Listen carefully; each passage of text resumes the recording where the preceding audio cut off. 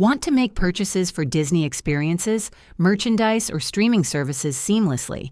Adding your credit card to the Disney app or your Disney account simplifies transactions. In this guide, I'll show you how to add a credit card to the Disney app.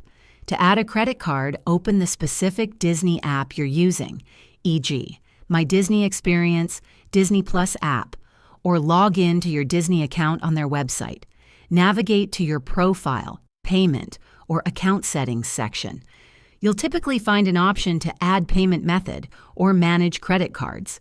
Enter your credit card details, the 16-digit card number, expiration date, and CVV.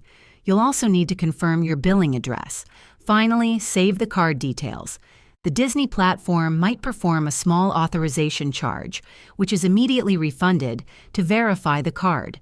Once successfully added, your credit card will be available for purchases within the app or on connected Disney services.